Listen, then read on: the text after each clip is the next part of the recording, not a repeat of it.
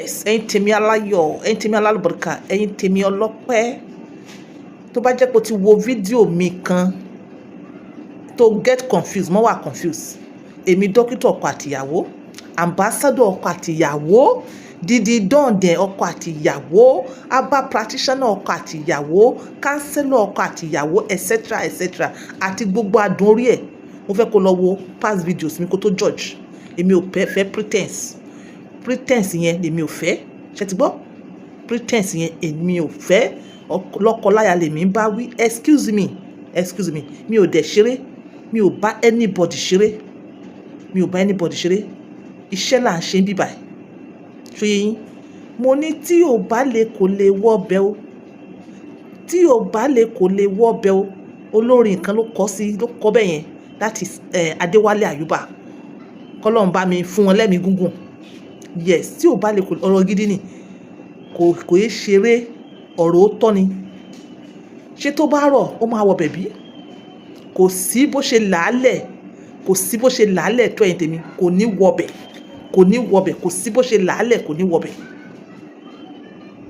Tí kinní yẹn kó fẹ̀, títí tí ẹ wá sí lẹ̀gbẹ̀lẹ̀gbẹ̀, tí kò le, kò ní wọbẹ̀ ni. Ó mọ wá ojú ọ̀nà, kò ní rójú ọ̀nà yẹn. Èmi ò sọ̀rọ̀ pánsá, ọ̀rọ̀ gidi ni mò ń bá yín sọ. Fún ìwọ ọkọ tí ò kí ń le kàn sí àwọn 1x2. Ìdákọ́lẹ̀ ló ń dààmú rẹ̀ yẹn. Kò dẹ̀ kí ń ṣe ìdákọ́lẹ̀ ọyọ̀ kan, ìdákọ́lẹ̀ several ló ń dààmú rẹ̀. Àwọ̀ wà fún ẹ ní herbal, bá mo ṣe fún ẹ ní advert nísàlẹ̀ yẹn. Àá fún ẹ ní herbal tó máa take care rẹ̀. But first thing first, má ti lọ, it is not all about my product.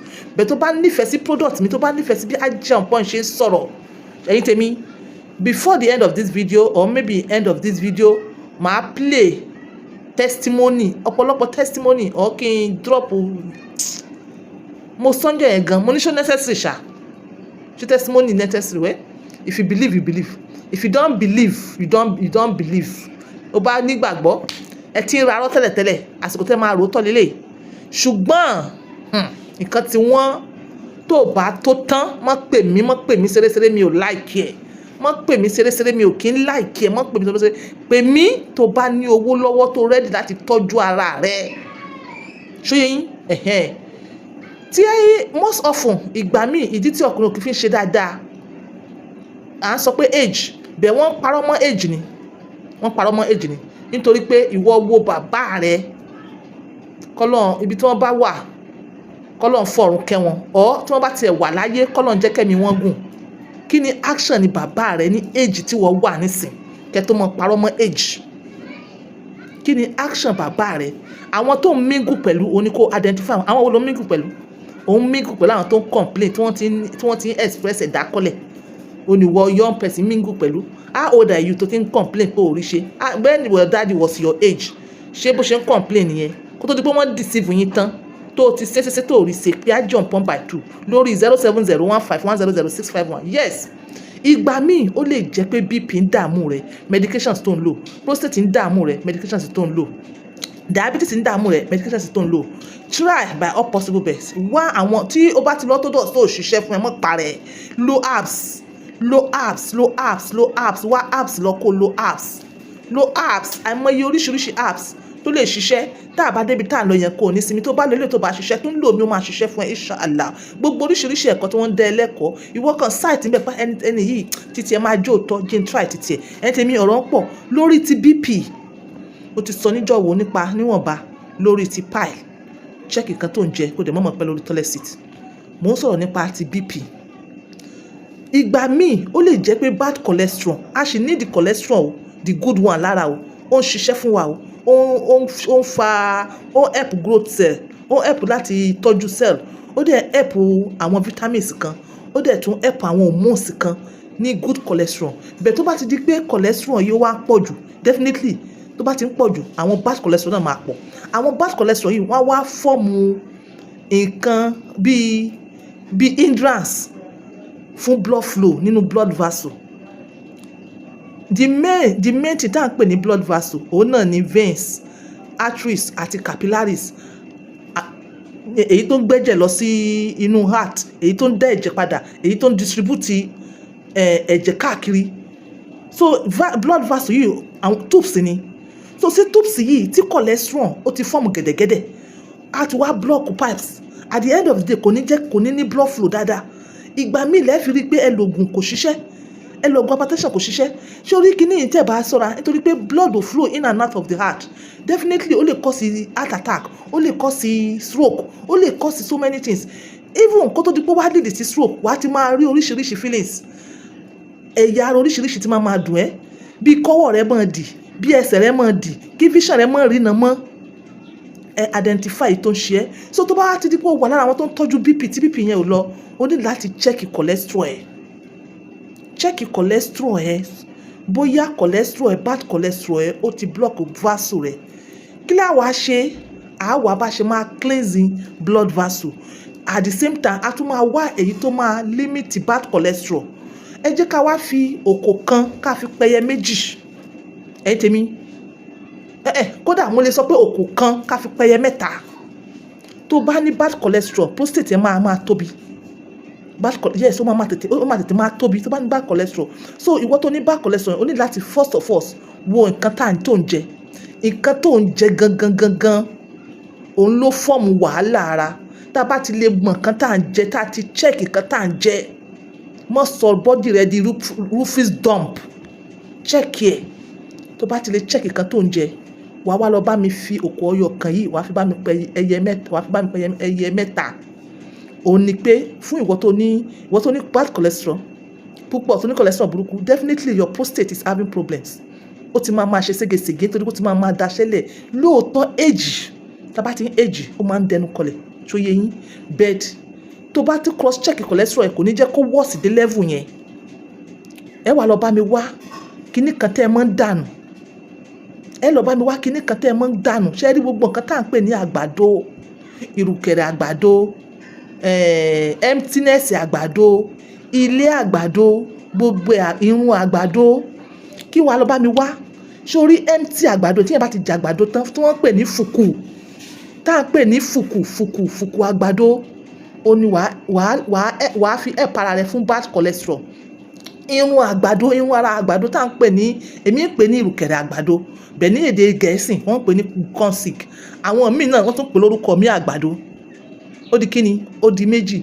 Sórí àwọn méjèèjì yìí, ó ní wàá bá mi boil, wàá fi garlic sí.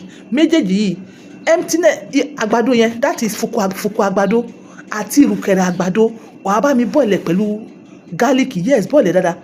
Wàá wá ra lemon sínú ilé, wàá fi lemon sínú fridge. Tó bá ti wá sè é, tó bá fẹ́ ṣe irú àwọn kan bẹ́ẹ̀ yẹn, wá irú fùkù yẹn, wá ká sọ wípé wá 5 pieces yẹ, kó wá ìrùkẹ̀rẹ̀ àgbàdo bí ẹ̀kún ọwọ́ kan, because nítorí pé wàá lo fùkù àgbàdo. Tó bá yẹ pé ò ní lo fùkù àgbàdo, tó jẹ́ pé níjọ́ tí mo sọ ti prostate, mo ní ẹ̀kún ọwọ́ méjì fún ìrùkẹ̀rẹ̀ àgbàdo, fún irun àgbàdo nìyẹn. Tó bá yẹ pé prostate ni, gbogbo ẹ̀yin tẹ́ ní prostate pátá, ẹ lọ bẹ̀rẹ̀ sí ní wá irun àgbàdo yẹn, ìrùkẹ̀rẹ̀ àgbàdo, ẹ mọ̀ sí kẹ́ mọ̀ mú, ẹ add garlic mọ́. Bá a ṣe sọ níjọ́ yẹn náà ni. Ọ̀dọ̀ níjọ́ yẹn náà, mo ní ìwọ tó bá rí ewé èsísí, yes, add ẹ mọ́, it is still very potent. Add ewé èsísí mọ́, fi garlic díẹ̀ sí. Fún prostate, o fẹ́ target prostate, bí o fẹ́ target bad cholesterol àti prostate, fùkù àgbàdo wá bí 5 sí 10, gé wẹ́wẹ́wẹ́wẹ́, kó wá bu ọwọ́ handful, ádà gbígbẹ or tútù tí irun àgbàdo, fi garlic sí. Do you understand? Tó bá ti wá sè é pẹ̀lú 5 litres of water, store ẹ̀ sínú jerrycan àbí kó gbé sínú pọ́ọ̀tù, máa mú ní half cup láàárọ̀, half cup lọ́sàn-án, half cup lálẹ́. Tó bá ṣe ń disturb ẹ̀ sí, tó bá disturb ẹ̀ púpọ̀, mú ní ẹ̀ẹ̀kan. So anytime tó bá fẹ́ lò ó, nítorí pé o tún fẹ́ cleanse blood vessel, mo fẹ́ kó máa fi gé lemon sí méjì, mi ò ní lime o, kó fi sínú cup yẹn kó máa mú. Ṣó yẹ nǹkan tí mo ń sọ ní lemon? So eléyìí kìí ṣe pé wàá ṣe púpọ̀ o. Fún ìwọ tó bá ní cholesterol, tí o bá ń lo fùkù àgbàdo, o lè máa lo ní ẹ̀mẹ́ta lọ́sẹ̀, mọ́ múlẹ̀ ẹ̀mẹ́ta lọ́sẹ̀. Ṣé ní period of 3 months? No kíákíá to answer. Ṣé ní period of 3 months. Ṣé ẹ rí gbogbo èyí tí mo wá kalẹ̀ lẹ́yìn, o lè choose to do it at your best. Àti gbé ògùn lé yín lọ́wọ́, ó kù bí wo ṣe lò ó. Mo ti sọ̀rọ̀ blood vessel, in fact that is mo fi òkò kan pẹ́ ẹyẹ mẹ́rin nìyẹn. Mo sọ blood vessel nísìn, mo sọ prostate problems nísìn, mo sọ bad cholesterol nísìn, hypertension màá wá fún yín ní remedy hypertension. Tó bá ti clear gbogbo blood vessel tí blood vessel ẹ ti free because o fẹ́ tọ́jú hypertension ni, wàá wá lọ bá mi wá fún hypertension. Ògùn hypertension pọ̀ o, especially hypertension tí ò rórun sùn. Tí wò bá ti rórun sùn, wàá ní headache, hypertension dé nìyẹn. Ẹ need láti máa sùn, in fact ẹ need láti máa sùn kí gbogbo ògùn yìí lè bá ṣiṣẹ́. Wàá lọ bá mi wá black seed powder. Àwọn ẹlòmíì wọ́n sọ̀rọ̀ oil, yes èmi mo sọ̀rọ̀ powder nítorí pé kí ni a ti rí oore ọ̀fẹ́ gidi gan. Wàá lọ bá mi wá black seed powder, wá agolo méjì, wàá wá gálíìkì, agolo méjì yẹn wàá turn ẹ̀ sí powder ni o. Wàá wá garlic powder tó mọ̀ pé original ni láì ṣe fake. Wàá wá agolo tomato ti garlic yẹn, wàá wá mix ẹ̀ papọ̀. Alẹ́ ni wàá mọ̀ mú ní teaspoon yóò gbọ́dọ̀ ga ju teaspoon flat pẹ̀lú anything warm, anything tó lọ́wọ́rọ́ ní alẹ́ because tó bá lò wàá sùn. That is ìwọ tó fẹ́ lò nípa ti prophetic side nìyẹn. Ìwọ tó bá fẹ́ wá lò tiwantiwa, ó yẹ kí n rórun sùn, ó dẹ̀ dín ní hypertension, bẹ́ẹ̀ ó suspect pé oògùn yẹn ò ṣiṣẹ́. Òun ni mo fi ní kó lo àwọn consic yẹn, ìrùkẹ̀rẹ̀ àgbàdo, kọ́kọ́ clear system ẹ̀ ná, kó free of bad cholesterol, kó clean blood vessel rẹ. Mọ́ gbàgbé mo sọ̀rọ̀ nípa lemon. Yes àwọn remedy mi máa wà o, but èyí tí èmi gbé wá léni ó lè jọ láká tó mú mi wá, but léni yìí and which is very very effective. Mo sọ fún ẹ ìwọ tó include ìrùkẹ̀rẹ̀ àgbàdo mọ́ sábà mú o, ẹ̀mẹ́ta lọ́sẹ̀ mọ́ sábà mú o torí cholesterol ó ti lọ já wálẹ̀ jù, you understand. Mọ́ sábà mú kó dẹ̀ mọ́ check weight ẹ, do you understand me? Okay, fún tiwantiwa wàá wá lọ bá mi wá ewé asunfẹ́yẹjẹ àti egbò asunfẹ́yẹjẹ. Báwo lo ṣe fẹ́ wá lọ sínú ọjà lọ bá àwọn tó ń ta ọjà àgbo?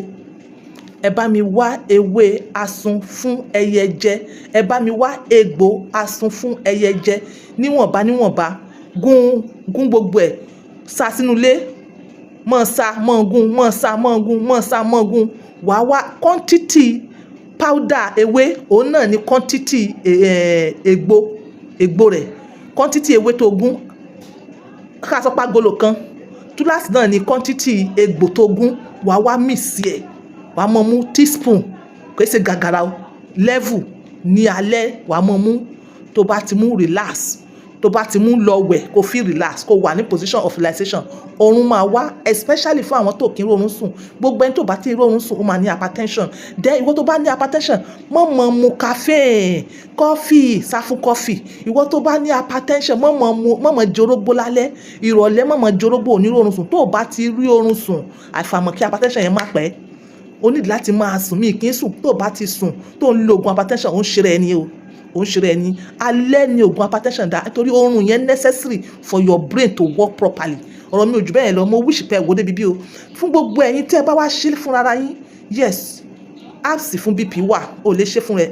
Another pangara apps tó ń ṣiṣẹ́ BP dáadáa ó wà, bẹ́ẹ̀ o try ilé náà fún rẹ. Then ìdákọ́lẹ̀ tí mo sọ o ti try o rí ṣe wọ́n ti gbowó mi, yes o lè try, you understand.